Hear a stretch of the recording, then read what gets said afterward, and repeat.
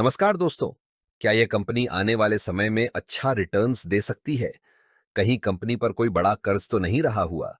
क्या कंपनी नुकसान में तो नहीं चल रही? क्या समय के साथ कंपनी में से बड़े इन्वेस्टर बाहर तो नहीं निकल रहे? इन सवालों के जवाबों के लिए हमें कंपनी के पिछले कुछ सालों की रिपोर्ट्स का अवलोकन करना होगा।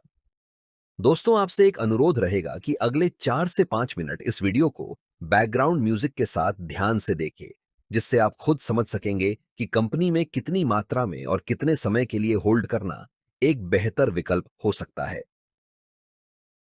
यह कंपनी की प्रोफाइल है, जिसमें कंपनी की मार्केट कैप वैल्यू और अन्य चीजों को दर्शाया गया है।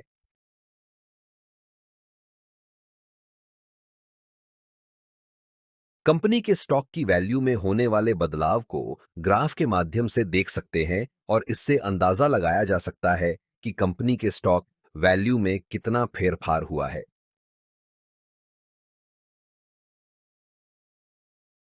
अब यहां पर कंपनी ने पिछले 1 साल में, पिछले 5 सालों में और शुरुआत से अभी तक कितना रिटर्न्स दिया है वह दर्शाया गया है।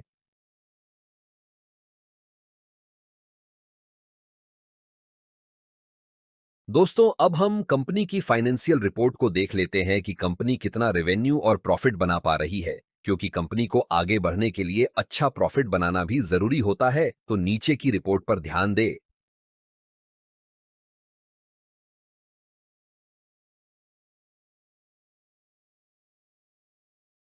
नीचे कंपनी की ईपीएस यानी अर्निंग्स पर शेयर की रिपोर्ट दी गई है, जो कि अगर लगातार बढ़ रही है तो अच्छा माना जाता है, तो इसका अवलोकन करें।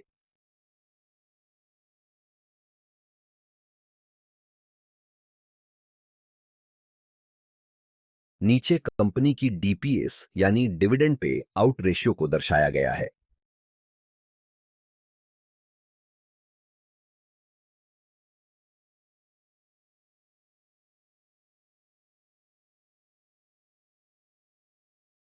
नीचे कंपनी की एसेट्स रिपोर्ट यानी कंपनी की संपत्ति की कीमत में होने वाले बदलाव को दर्शाया गया है, जिससे हम यह समझेंगे कि कंपनी समय के साथ अपनी संपत्ति को बढ़ा रही है या कम कर रही है।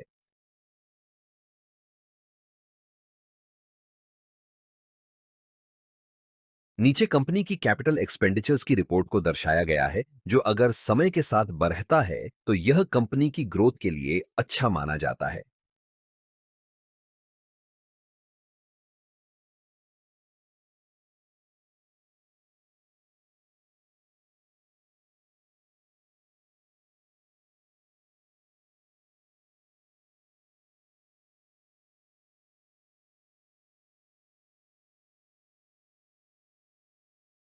नीचे कंपनी की फ्री कैश फ्लो की रिपोर्ट को दर्शाया गया है।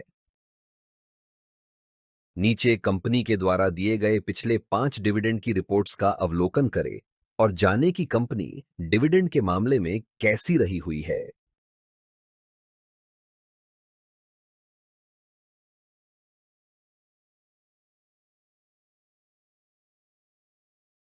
अब हम कंपनी पर रहे हुए उधार या कर्ज को देखेंगे, जो कि नीचे दर्शाया गया है। अगर यह समय के साथ कम हो रहा है तो अच्छा माना जा सकता है, पर अगर लगातार बढ़ रहा है तो वह अच्छा संकेत नहीं माना जाता।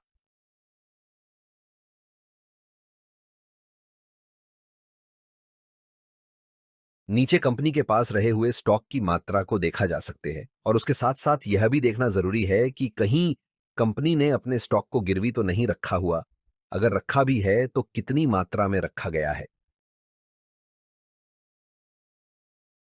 कंपनी में म्यूचुअल फंड्स के द्वारा की गई होल्डिंग को नीचे दर्शाया गया है।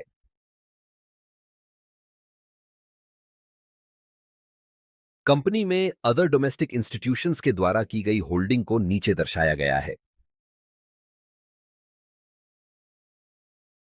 कंपनी में फॉरेन इंस्टीट्यूशंस के द्वारा की गई होल्डिंग को नीचे दर्शाया गया है। कंपनी में रिटेल और अन्य के द्वारा की गई होल्डिंग को नीचे दर्शाया गया है। पिछली रिपोर्ट्स के अनुसार कंपनी में बड़े इन्वेस्टर्स कितनी मात्रा में रहे हुए हैं, उसके हिसाब से यहां हम रेटिंग देंगे। क्योंकि अगर कंपनी में ज्यादा मात्रा में बड़े इन्वेस्टर्स रहे हुए हैं तो वह एक अच्छा संकेत माना जाता है, और अगर न के बराबर ही रहे हुए हैं तो वह एक अच्छा संकेत नहीं माना जाता। यह कंपनी के टॉप कॉम्पिटिटर्स को दर्शाया गया है।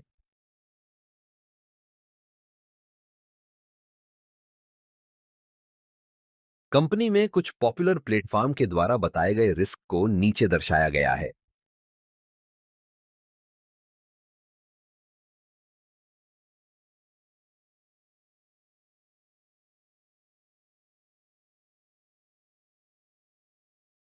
ऊपर की सभी रिपोर्ट्स का अवलोकन करने के बाद 5 स्टार में से दी गई रेटिंग को नीचे दर्शाया है, जो आपको कुछ निर्णय लेने में मदरूप हो सकते हैं। तो आपको इस कंपनी के स्टॉक के बारे में क्या कहना है?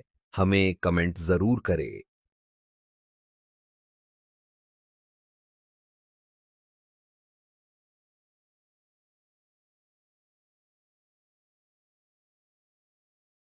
दोस्तों, अगर आप स्टॉक मार्केट को अच्छी तरह समझना चाहते हैं तो नीचे दी गई किताबें आपको काफी मददरूप होगी, और यह आपको ढूंढने की भी जरूरत नहीं पड़ेगी, क्योंकि आप इनको डिस्क्रिप्शन में दी गई अमेजन की लिंक से डायरेक्ट खरीद सकते हैं।